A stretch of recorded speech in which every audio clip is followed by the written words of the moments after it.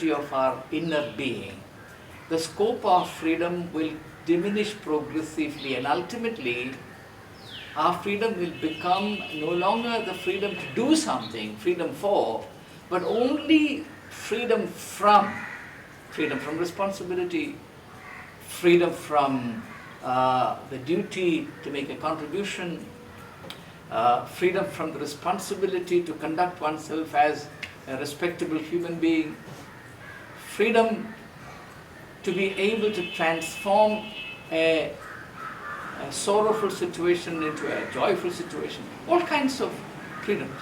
All this will disappear, and we'll be left only with the negative idea of freedom. With that, our personality will become crumbled, shriveled, paralyzed, and we become a pathetic phenomenon. And our life will be full of resentment, revulsion, low self-worth. We begin to despise ourselves even when we are young. So youth, which is meant to be a time of celebrating life, becomes, unfortunately, and that's the greatest tragedy of all, a time when life begins to look dark and dim, and we begin to experience life as a burden.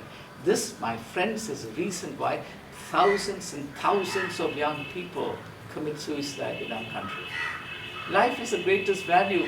Every human being wants to live as long as one can. Then how come that in the prime of your youth you end your life? It's only because our life has been reduced by ourselves into a worthless burden, and therefore the only sensible thing to do then, it seems, is to throw it away. All this begins with the misunderstanding and abuse of freedom. The reason, my friends, why we should understand this great divine gift which is at the root of being human clearly, wisely, and exercise it with responsibility. It's a matter of building our personality, it's a matter of life and death. Freedom is God's gift. Understand it aright, practice it with responsibility. Be free in the true sense of the term. And if you're truly free, you will know that life is a great celebration. See you soon.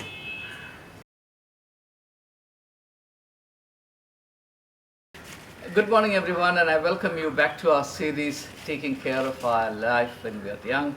Today, I want to introduce to you a young man. His name is Dini.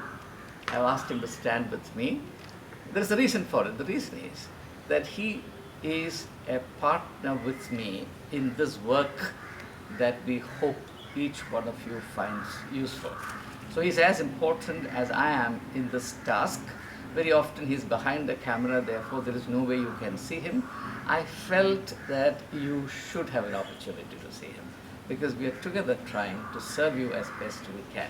But there is a reason why it occurred to me to call Dini into the frame, and that is, today, I hope he doesn't mind my saying this, he was supposed to reach me by 6:30 a.m., but because of some emergency at home, namely disrupted water supply, he had to stay back and help his parents, which I greatly admire and appreciate. We all must stand by our parents. I'll talk about it in detail in another unit. So he came a little late. He late by about 45 minutes with reference to the appointed time. You know what happened? Rather than feeling upset about something not happening exactly as per plan, I sat down at my desk and I started writing. And I wrote, I believe, some fantastic stuff in the last 45 minutes. I'm sharing this experience that happened this morning because it fired certain thoughts in my mind, which I believe are extremely relevant to young people. Therefore, now I will allow Dini to go back to the camera, because he is more committed to his work than committed to standing with me. So you can go back and just sit over. Now think of a situation in which I did not know how to use the 45 minutes that I accidentally had as quote-unquote vacant time. Now there are two ways of perhaps handling it. One is to just sit somewhere idly and wait for Dini to come. And while I wait in that vacant fashion, increasingly disappointment, irritation, anger and frustration will take hold of me. The other option is for me to sit down to a meaningful piece of work, and as I get deeper and deeper into that work, my mind gets filled with the bliss of doing good work. Now, what is the point here? The point here is that often we get upset, frustrated, irritated at things not happening exactly the way we want them to happen. For example, you go and wait at the railway station for a local train to come, and then you learn from the station master perhaps that the train is 2 hours late. Now that can really make you feel angry, and you can sit and complain. You can curse the railways if you want. But there is another thing you can do. You can open your bag, take out a book, and start slowly reading. Now, if you're a good reader, you would not know the passage of time, and someone will have to actually wake you up from your reading by the time 2 hours later the train comes. Let me give you an experience of mine. As you know, I was the principal of a college, and because of certain ideological differences, many of the teachers initially boycotted me. If I asked them to do something administrative, they would say, no, we don't have time, please excuse us. They thought that they could tame me through their non-cooperation. They thought that I would collapse and I would then begin to take their dictations. You know what I did? I started doing all that work myself. It turned out to be a great opportunity because I'm not boasting, I could do the work 10 times better than any of my colleagues. And it gave me the freedom to do that work as creatively, as innovatively, and joyfully as I wanted. So it's not the important thing is not whether or not somebody cooperates with you, they may or may not. Each person has his own agenda, priorities, understanding, dispositions. I have, you also have it. We have no control over that. But we certainly can control our own dispositions, attitudes, expectations, and the related reactions from our life. So, from my experience, I can give you innumerable experiences, and not necessarily because you've by now got a flavor of what I'm talking about. From my experience, I can tell you that the most important thing is not what happens to you, is not whether things are happening exactly as you want them to. The question is whether you are in a position to turn what seems to be a disappointment or a disadvantage or a mishap into an opportunity. Innumerable times on occasions in my life this has happened, and this is what I call a win-win situation in life. And I just explained that and I stopped this unit with that. There's a misconception in that expression, win-win situation. It is not the situation that is win-win. It's your attitude, your personality that's win-win. Win-win means, irrespective of where you are, what circumstances are, you still win. You still take something good out of it. You are a person who can squeeze a drop of honey even from a piece of rock. That's the kind of person you should be. So win-win situation is not a matter of some situations. That's completely wrong. This expression needs to be taken with a pinch of salt. Your personality can be win-win. Your attitude to life can be win-win. Therefore, the task before each one of us when we are young is to develop ourselves in an all-round fashion so that irrespective of where we are or who we are with, we are in a position to get something good out of that situation. And that's called winning. Winning is nothing but making good sense of the situation in which you find yourself, of the task in which you are involved, the enterprise that you have launched. So, primarily, the decisive factor is your growth. And I want to emphasize the fact that youth is a period of your maximum growth, particularly intellectual and spiritual youth.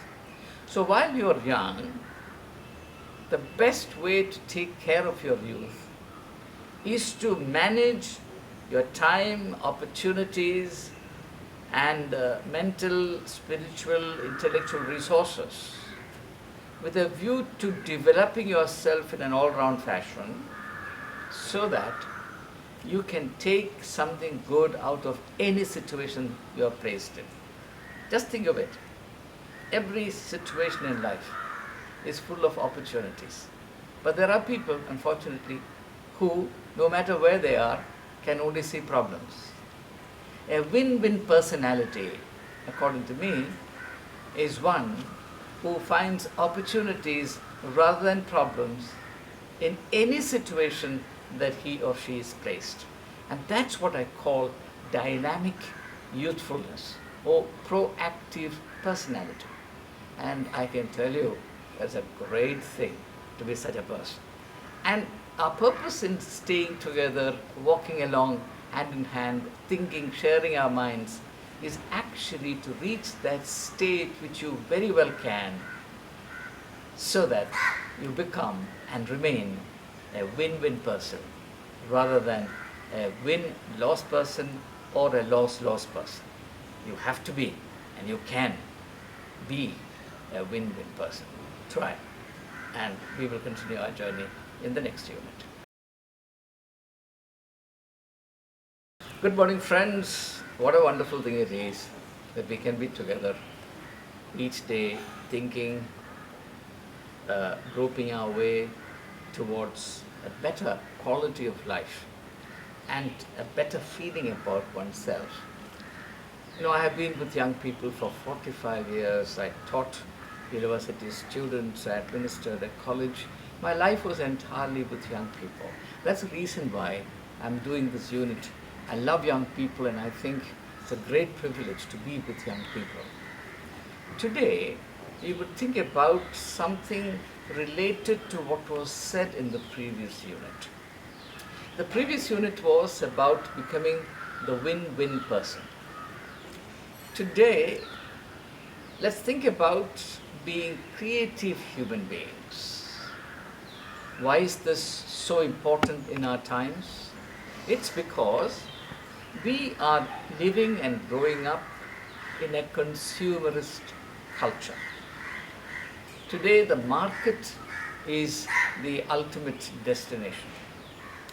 It's a market that decides what we shall eat, what kind of clothes we wear, even what kind of language we speak, our tone, our intonation, our pronunciation. Everything has been marketized, everything has been homogenized, everything has been globalized. In the process, people don't realize we are just becoming passive consumers. We just wait for the next item of desire to appear in the market and we just run there.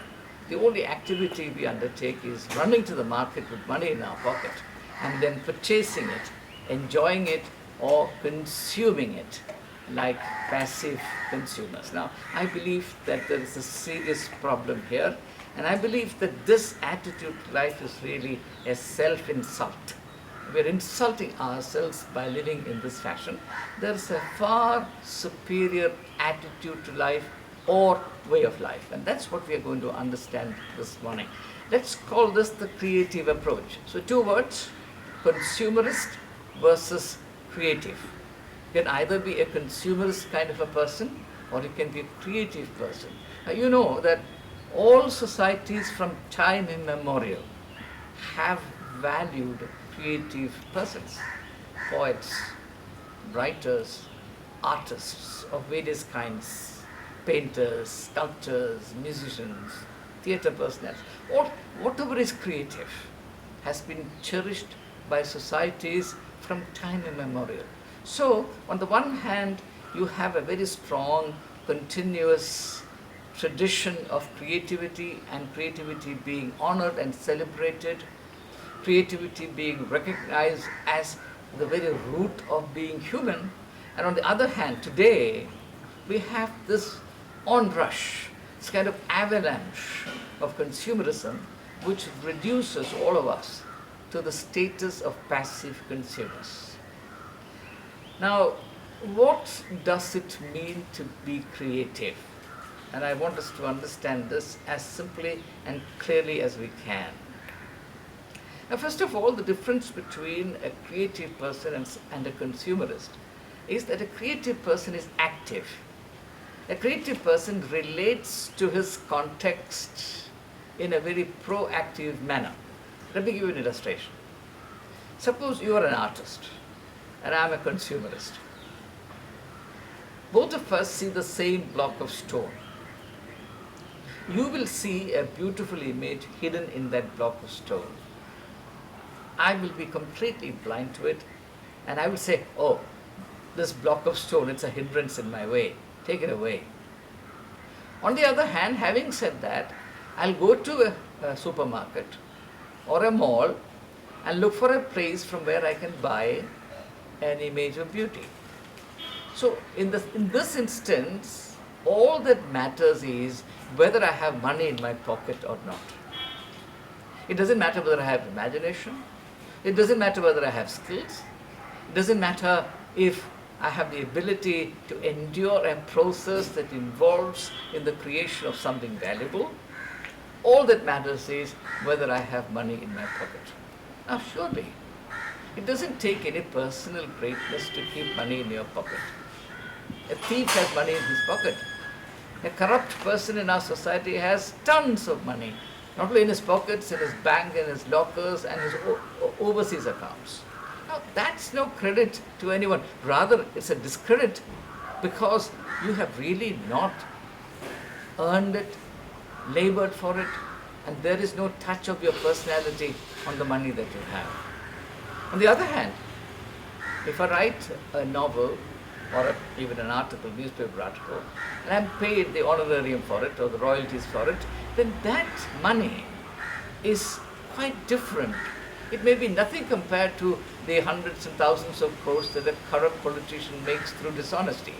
It may be only 0.1% of what he makes in one day or 1 month. It doesn't matter. But the way I feel about myself in relation to that money which I have earned through my creativity is very different. I don't have the words to explain to you the difference. You are more intelligent than me and you can understand. It is, I remember the first time an article of mine was published. It was in 1976 and I got 200 rupees.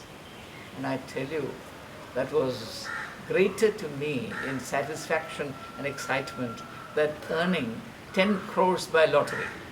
So this is what I mean by creativity.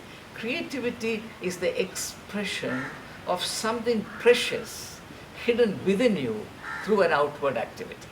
Now, in order to express that greatness which is hidden inside of you, you need to have the eyes to see the possibilities for expressing that hidden treasure within you through your activities. So the most important thing in creativity is the ability to see. A creative person, therefore, is a visionary person. Now, as young people, we can be careful about what you see in a given situation, in a given person. Begin from our own homes, for example. What do we see in our parents? What do we see in our siblings?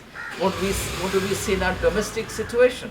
For example, if I'm a creative person, I would play a role in keeping my house artistically beautiful and cleanly maintained. I will not lead a passive life in my house like a non-paying guest. I will relate in a manner, relate to my context in a manner that expresses my hidden possibilities, my imagination, my talents, my sense of beauty. There's no doubt about it.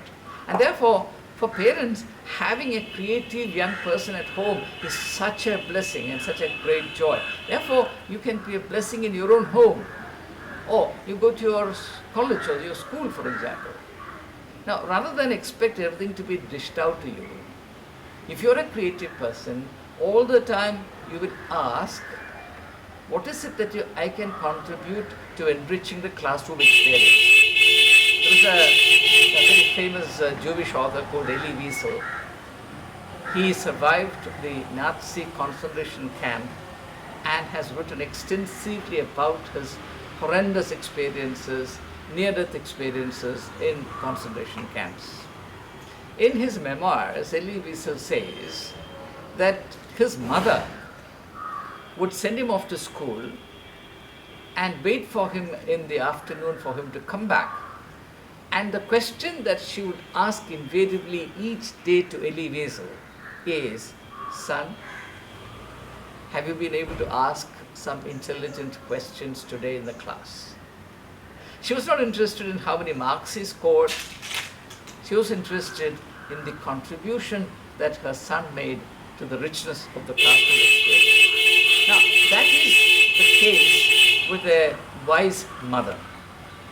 You can be a wise young person, a wise young man, a wise young woman. You can relate to the world with this end in view, that I will enrich the context wherever I am. I will bring the goodness hidden in me out in the open so that others are blessed through my life and my presence. I always believe that it's a wonderful thing to be that kind of a person whose presence is sought by others. There are two kinds of people I've experienced. There are some people who, if you sit with them, will leave you so depleted in your mental, emotional energies in 5 minutes that you will take a whole day to recover from it. There are people filled with such negativity that they can drain away all your energies and leave you absolutely frustrated and exhausted and spent. But there are also some people, there are very few really, sadly. There are some people, and you sit with them, you get encouraged, you feel enthused, you feel motivated and inspired to go and do something beautiful and meaningful in your life. And my prayer for each one of you, my friends, is that you should become that kind of a person whose presence is sought after, valued, cherished, and experienced as a blessing by others. That is at the heart of what I mean by taking care of your youth. What a blessing you can be if you can try and walk in that direction. Please do. See you in the next unit.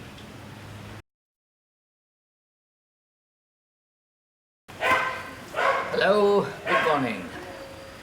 Together again, and I'm so happy that we can stay together, search, seek, find, and grow through our time of interaction.